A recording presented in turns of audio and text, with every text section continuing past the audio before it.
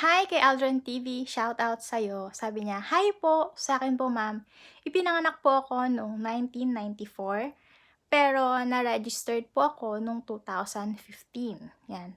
Pasok po ba ako sa Japan? Sana po mapansin niyo.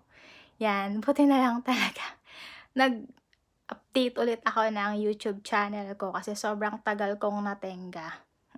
Personal thing kung bakit umalis ako sa YouTube at ngayon ay back to YouTube na naman. Para sagutin natin 'yan, yes, pasok na pasok ka, Aldrin, sa pag-a-apply dito sa Japan. Puwede kang mag-apply. Marami pa ring mga agencies na tumatanggap ng mga late registered. Kailangan mo lang talagang magpakita ka sa kanila ng mga documents na magpapatunay na ikaw ay ipinanganak ng ganong year. So, good luck sa'yo. Pasok ka.